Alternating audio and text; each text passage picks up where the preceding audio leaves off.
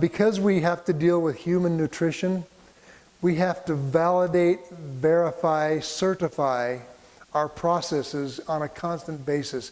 Every batch of material we make, we have to provide evidence to the United States government, the USDA, that it is actually what we say it is.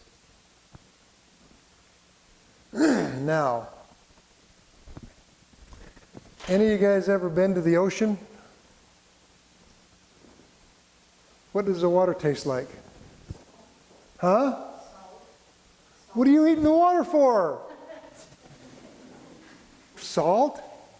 So when I was a kid, I'm from Arizona, we'd go down to Mexico and we'd play, like all these little guys right there, we'd be playing in the ocean all day long. Is salt water toxic? Is it poisonous? It is at those concentrations. So we're playing in this salt water all day long and it's not poisonous to us until a wave hits me, causes me to swallow about a pint of water, and then I start throwing up. Okay, the barrier to entry, my mouth opened, a wave hit me, and the salt water went in. All living organisms have barriers to keep things in and out so that they don't have chaos. There's supposed to be order in biology, okay? So, when we talk about barriers to absorption, my skin was a barrier that didn't let the salt in. Did you know the leaf has an epidermis? My skin is an epidermis. The plant leaf has an epidermis. If we apply salts to the leaf, what happens to it? It either burns, but 90% of it stays out, or it just gets absorbed topically and not internally. Man, this guy's just making nutrition really complicated. It's not complicated if you understand the rules. Any of you guys football players back there, basketball, soccer, what do you guys like out here? They're just hard workers. I like to work. Okay. Bale hay. Okay, baling hay. Is there rules to baling hay? Is there rules to harvesting corn? What if we're at 50% milk in corn and we send our harvester out there, our combine out there? What's going to happen? It's going to be a disaster. We have to wait for the corn to dry. There are rules and there are limitations, and if we don't understand the rules, we can't be successful, right? So what we need to do is we need to understand the barriers to absorption of nutrition. The first one is solubility. Remember the little boys out there grounding up rocks? So we could all have nutrition. We get all these little boys over there with a hammer on the cement, pounding rocks or pounding sand. Okay? And then we say, okay, give me a spoon. And you take the nutrition. 2 days later, it's coming out the other end. That's not nutrition. But if you take a chemical lab analysis and you analyze those ground up rocks, they're full of iron, calcium, zinc, all of the essential elements, but they're not available. So solubility. If I take a little bit of ground up cement and put it in my water here, is it soluble? Just because I put it in water doesn't mean it's soluble. It has to be chemically soluble. Okay?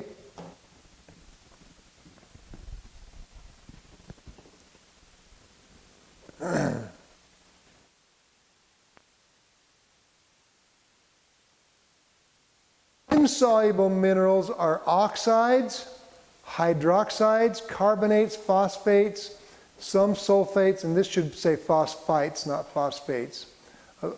Some sulfates cannot be absorbed. Palisade products are completely 100% water soluble, and the absorption within the first few hours of application. What happens if you apply some material to a leaf and 2 hours later it rains on it and it washes it off? So it needs to be soluble so that it can be absorbed. Okay? Step number one. The cuticle, the epidermis. This is, let's see, we got a coffee maker over there. Do you guys know how paper is made? Really cool stuff. You guys go to school a little bit once in a while? Sweet. So how, you got to have paper. Paper is really important. So what they do is okay, you see this wall right here? This is wallpaper. So what they do is they take a tree and they chop it up and they grind it up and they make it really, really fine particles, right? They put it in water and they blend it up in a blender, and then they add something really important. It's called sulfuric acid. Sulfuric acid starts breaking the lignin up into teeny little particles, and then they have this wall filter, like you guys have been in an air conditioning filter, a filter, and they suck this material, they suck all the water out, and on that filter is where the paper gets formed, and they make it into sheets. Everything that goes through is a byproduct. Everything that's tiny enough to go through that filter is a byproduct. And some of those byproducts they apply in agriculture, called lignosulfonate. Does that make sense? Does that bring the world together for you? Okay. So, this right here, well, in Arizona too, all over the world they make paper. This right here is the epidermis of the plant. 99% of this is a coffee filter. How do coffee filters work? Things that try to go through it get trapped in the filter. That's what filters are for. An oil filter on a tractor, what does an oil filter do? It allows the liquids to go through it and the solids get stuck in the filter, and after 3 months you take the filter off and throw it away because the filter is plugged. Okay? Foliar nutrition is exactly the same. If the material is insoluble, or if it hits the cuticle, how many of you guys have played with magnets out in the sand?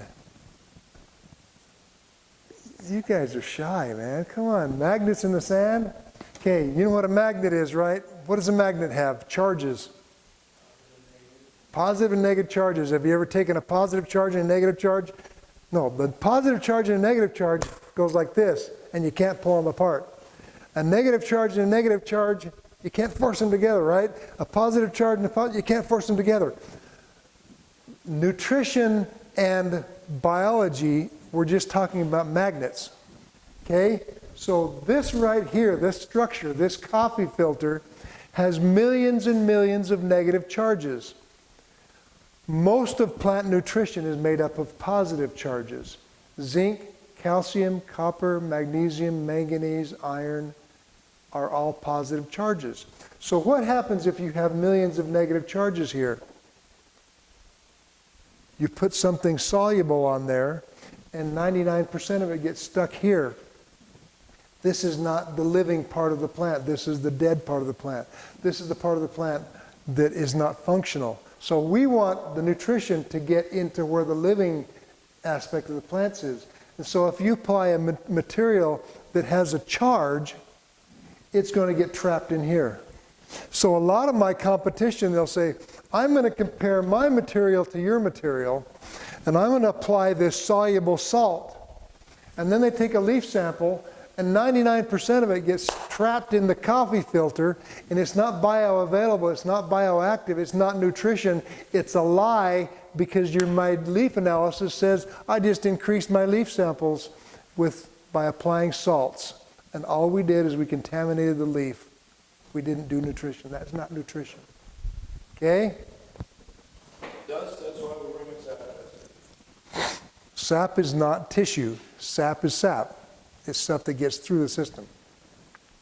So the cuticle is a barrier against the absorption of ionic magnetic materials. The cuticle is waxy.